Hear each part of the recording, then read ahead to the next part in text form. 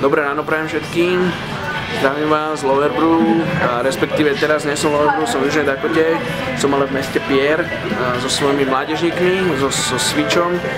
Sme tu, lebo som ich zobral, aby sa trošku socializovali, lebo jedna z najpodstatnejších vecí, ktoré sa snažím vytvoriť vo Switchi, je to, alebo v mládeži, alebo v doraste, alebo akokoľvek to nazvete, je to, aby sa ľudia spoznali, lebo doteraz vlastne sme sa nestretávali, aby oni mňa spoznali a potom tak cez vybudovanú dôveru budeme môcť ísť hlbšie, aj keď ideme hlbšie aj cez rôzne témy, keď sa spolu modlíme, ľudia, ktorí sa predtým vôbec nemodlili, teraz si s mnou modlia, čítame si Bibliu, vyučujem o Biblii a takéto všelijaké veci.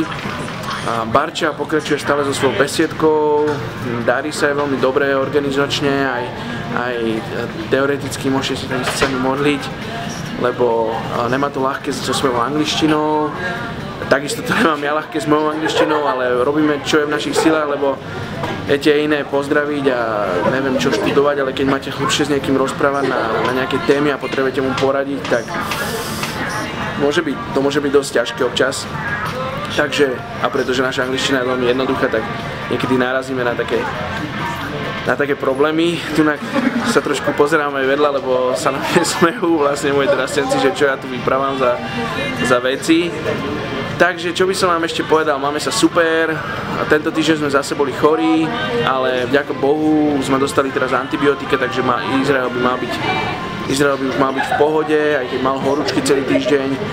Chodí do školy, páči sa mu tam, keď je akurát zdravý a ináč máme super, myslím si, že sa začína usadzať taký prach z takého všetkého zrýchleného, takže teraz vlastne čo nás čaká najbližšie, čakajú Vianoce, dosť náročné obdobie, budeme rozdávať darčeky pre všetkých ľudí, pre všetky deti, aj tí, ktorí nechodia, takže okolo 200 ľudí príde z komunity si pre darčeky, takže takto to funguje, takže sa pridáme k tomu.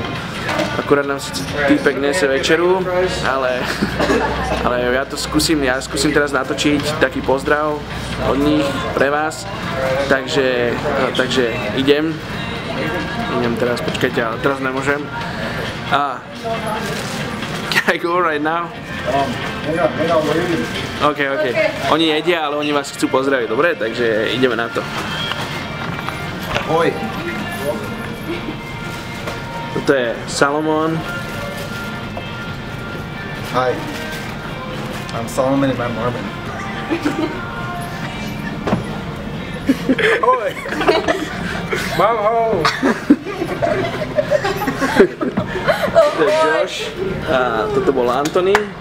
Ahoy. I'm Zion. I'm not. Tu máme nejaké devčatá. Hi, I'm Marissa. Hi. Takže dobrú chuť vám prajem.